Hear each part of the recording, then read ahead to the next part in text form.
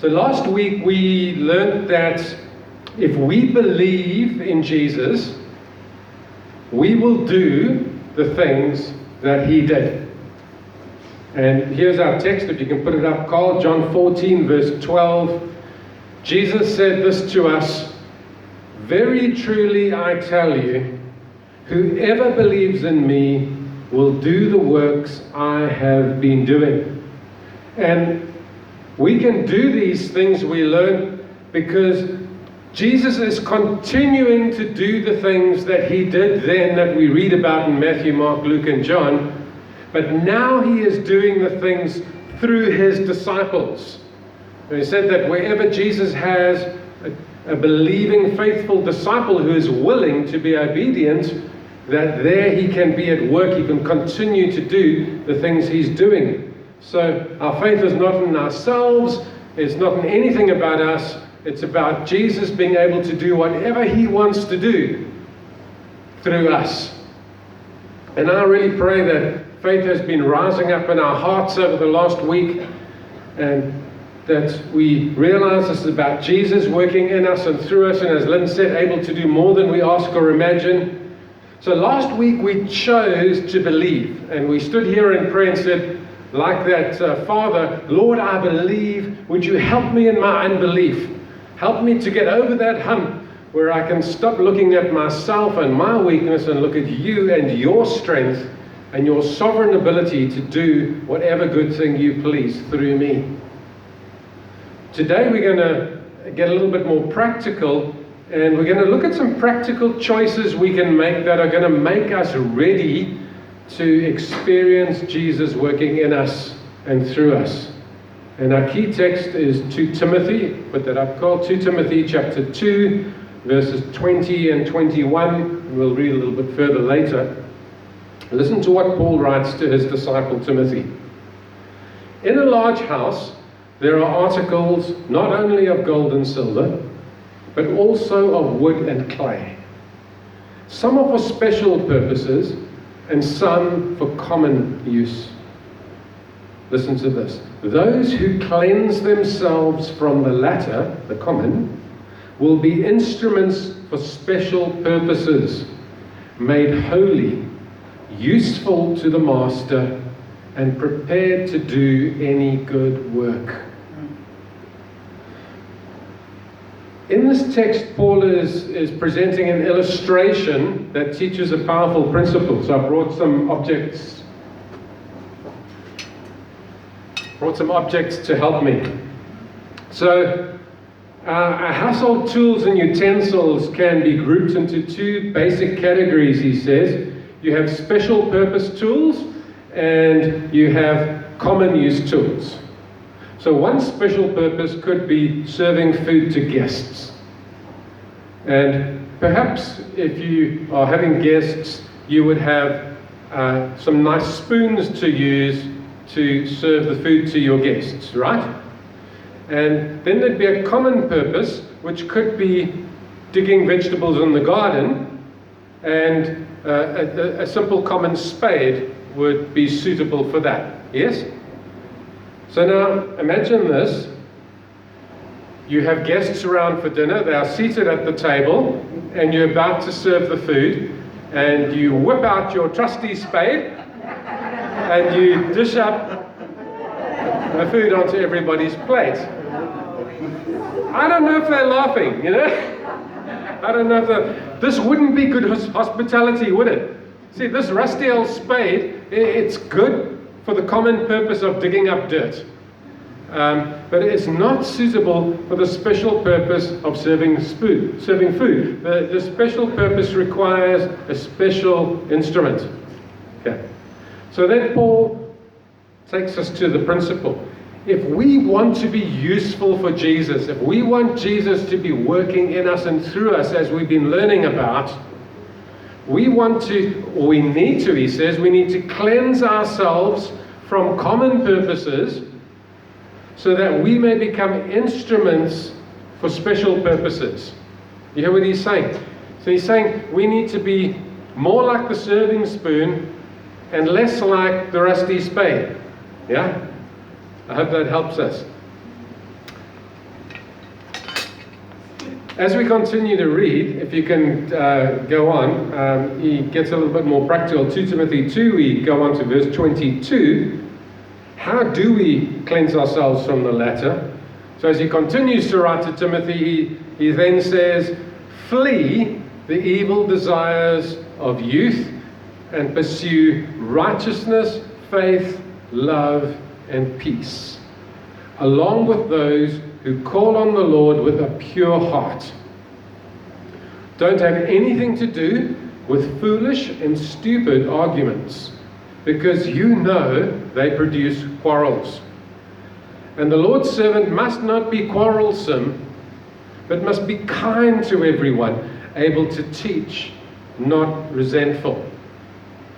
Now these two verses are what I'd love us to unpack, because in these two verses, Paul is alerting Timothy to what I see in here are two things that will make him unsuitable, more of a spade, and three things that will make him suitable, more like the spoon. So let's have a look at these ones. The first thing that makes us unsuitable, put the next one up, he says, flee the evil desires of youth. Evil desires make us unsuitable. Not just evil desires of youth. Timothy was a young guy. Okay? We must also flee the evil desires of oldness, of age, of middle age, old age, whatever it may be, whatever your age. You need to flee the evil desires that come our way. You see, evil desires make us unsuitable. If I am desiring something that is evil, I shouldn't be surprised that Jesus is not doing very much through me. Evil desires indicate that our hearts are not pure. We like a dirty spoon. We need to be washed so that we can be used. James wrote this, and those of you who know the book of James, he's a very direct man. James 4 verse 1, he says this, what causes fights and quarrels among you? Don't they come from the desires that battle within you? And he concludes, jumping to verses 7 and 8, submit yourselves then to God. Resist the devil, and he will flee from you. Come near to God, and he will come near to you. Wash your hands, you sinners. Purify your hearts, you double-minded. Strong words, aren't they? What he's doing is, he's saying, yeah, you want to be clean. You want to be cleansed for the noble purpose. This is what you want to do. And friends, we need to hear God here. We need to deal decisively with our desires, because sometimes evil desires come our way, and we can't be double-minded. And I think this is probably the problem of our age. We are double-minded. We want Jesus to use us, but we also want things that aren't of God, yeah? So we kind of in this tug of war. I'm saying, Lord, please use me, but I want to. And we're double-minded. We're being pulled in two different directions. And if you follow any news for long, you'll know that way too many gifted men and women have left ministry in shame. It's tragic. And it's often because they've secretly pursued some kind of sin, and that sin eventually pulled them down.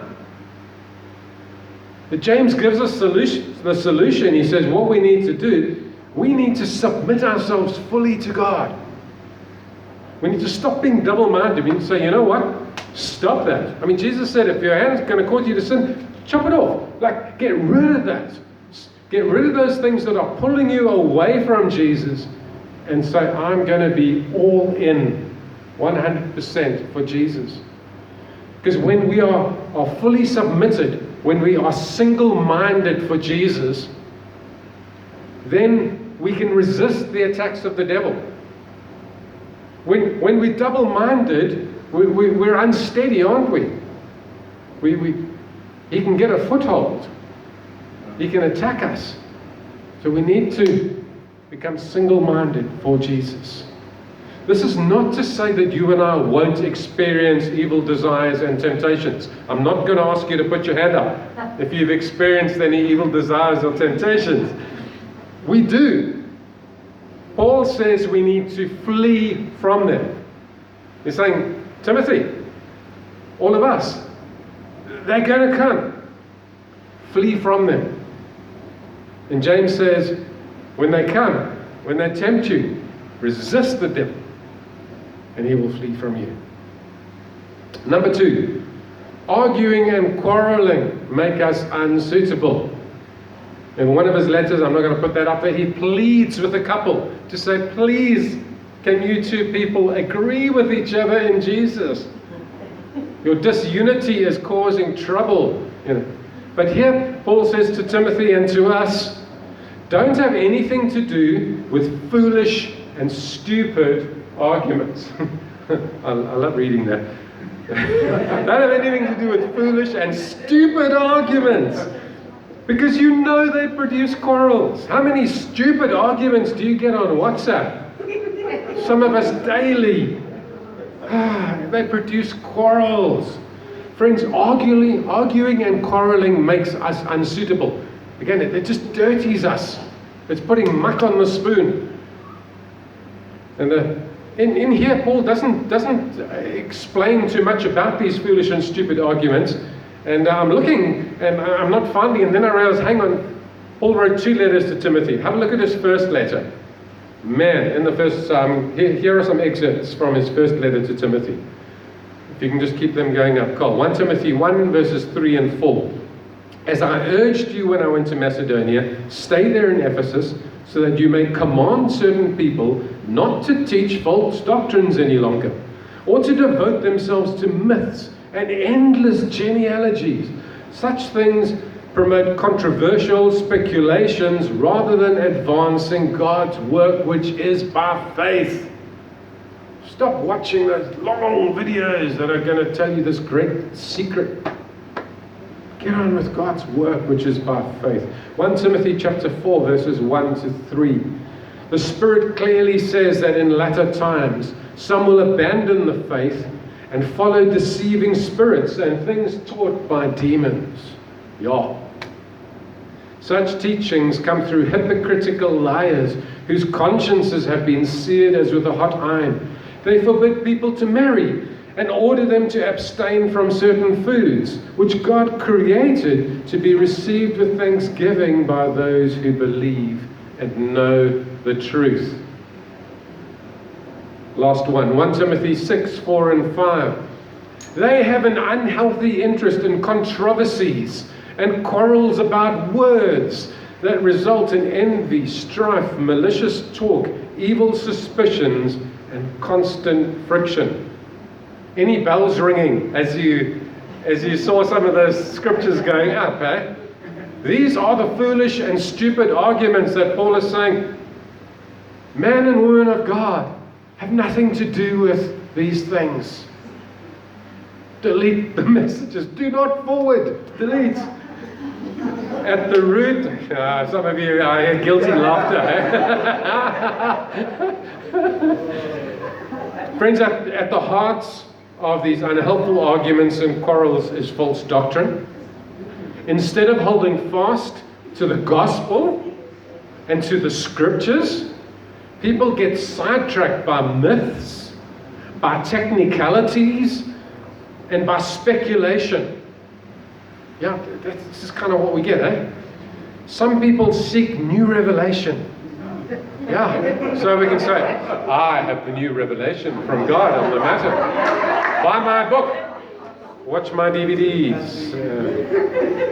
And then they want to be set apart as the one with the secret knowledge. And guess what? They get deceived by demons. And all kinds of rubbish comes their way. False teachers of that time were forbidding people to marry. They were forbidding them to eat certain kinds of food. Other people were losing focus over controversial teachings of the day. In that day, Gnosticism, it was you have to get this knowledge. When you get this, you're going to arrive. You know. And we still do that, don't we? Bookshelves are full of books. You know, if you read this book and learn this, and then They lose focus over these controversial teachings and theological debates. I firmly believe the cure for this, friends, is for you and I to stick to the scriptures, particularly the gospel message and the words of Jesus. Matthew, Mark, Luke, and John. We are followers of Jesus. We're not theologians. We're not experts on every subject known to man. We know what Jesus said. We know what Jesus did. And we want to follow him. And we want to say what Jesus said and do what Jesus did. Finish. And I tell you, that will keep us busy. When these arguments come, we need to ask ourselves this question: is this going to help us on our mission to represent Jesus and to make disciples? Or will it distract us? Or will it worse, will it divide us? Now, just a quick point on clarity. Paul says that these people have an unhealthy interest. So I think I need to bring a quick clarity here. When you and I read the scriptures, we're seeking to understand it, so we do need to pay attention to the words, because we can misunderstand the scriptures we're reading. So Paul's not saying don't pay attention to the reading. We want to, he says to Timothy, you need to correctly handle the scriptures. So we pay attention. Particularly those of us who teach, we need to be even more careful. We need to make sure that what we're teaching is sound doctrine and not something that suits us, or something that excites us. We need to make sure that we're teaching the sound doctrines of Scripture. As leaders, sometimes we have to deal with controversies. When controversial doctrines come our way. A little while ago, somebody sent me a video and said, what do you think of this? And I said, I don't have that much time. It was very, very long. I quickly Googled it and I said, well, if these questions people are raising about this person's message are valid, then I don't want to read the book or watch the video. What do you think? And left it at that. So sometimes we've got to deal with these things. I'd call that a healthy interest. It's good that we ask these questions. And I love it when somebody says, is that okay? Do you think? What do you think about that? And often, if I'm wide awake, I'll say to you, what do you think? Ask some questions about the person so we can learn, we can grow, we can become more discerning in ourselves. But unhealthy interest is when these things dominate our thinking. Not that long ago, a wave of teaching came through the church and people were majoring on one aspect of God. And they lost focus on everything else. All they saw was this thing, and churches were split over this. So that's a very unhealthy interest. They become our focus. We lose sight of our God-given mission. We've got to remember, guys, we're here to represent Jesus, to make disciples, to help people to follow Jesus. Right, enough of that. 3 things that will clean us, that will make us clean spoons. Number 1, wholeheartedly pursue righteousness, faith, love, and peace. So this is what Paul says to Timothy. Pursue righteousness, faith, love, and peace, along with all those who call on the Lord out of a pure heart. So many, many years ago, somebody said this to me: if you focus on doing the do's, you won't have time to do the don'ts. And we were talking about saying, I'm tempted to this, I'm tempted to that. He said, listen, mate, if you invest your energy on doing the do's, on doing the good things, you won't have the time or energy left to do the don'ts. And really practically, the more good we do, the less time and energy we have to do wrong. In a sense, doing good flushes out the bad out of our lives. If we seek to do what is right, to trust Jesus, to love others, to make peace, these things, we will find that these things naturally cleanse our lives. They naturally keep our spoon clean. For example, if you and I truly seek to do what is right, we'll find those evil things less desirable. We're tempted and it's like, I really don't want to do that. It's like, I don't even want to think about that. Like, go away. I'd much rather do these things. If we honestly seek to love other people, we'll find our selfishness, which Often we'll find, I've got to get rid of my selfishness. But if I just try and love people, I will find that selfishness gets washed away. If I honestly seek peace, I'll find divisive arguments undesirable. And more, the more I want to see peace and unity, and I hear these divisive things, I just want to say, guys, just stop it. Just get rid of that stuff. It's disturbing the peace. It's breaking the unity. Let's do what Jesus told us to do. Number 2, learning Christ's way of kindness makes us unsuitable. Paul writes, be kind to everyone. I think sometimes we underestimate the power of kindness. We think, be kind, boring, weak. No. This instruction speaks to the motive of our ministry. We don't minister for personal gain like fame or money. We shouldn't. We should be seeking the good of those who we minister to. When we are kind to people, what are we doing? We are wanting to be a blessing to them. We are wanting to help. We're wanting to do good. And when we set ourselves up, when we want to be a blessing to others, we are setting ourselves up for Jesus to bless them through us. It's almost, we like putting ourselves in the position where, if you're a sprinter, you're getting into the starting blocks. We're reaching up. We're wanting to be kind, and Jesus says, man, I can use that posture of kindness. Now I can work through you. And last one. Know what Jesus really said, because that makes you suitable. Paul writes to Timothy, you must be able to teach. I think sometimes when we think able to teach, we think about doing this, standing in front of a bunch of people. But being able to teach is simply being able to sit with somebody or message somebody and explain something, help them, unpack a scripture, share a truth, give them some guidance. We teach. One-on-one teaching is some of the most powerful teaching. Jesus spoke to the crowds, but most of his teaching was to the disciples. He poured it into his disciples, and the disciples got it, and they poured it into others. And that which we learn in intimacy is often those are the things that we keep. So the best way I know to do this is to regularly read the Gospels, Matthew, Mark, Luke, and John. Read them, reread them. Because as we read the scriptures, our minds and our memories get filled with Jesus' words and Jesus' works. We're constantly reading about what Jesus said and did. When we speak to people and they ask us questions, we need to know what Jesus taught. If you come to me and you ask me a question, if I come to you and ask you a question, you know what? Our good ideas aren't necessarily going to be what helps it.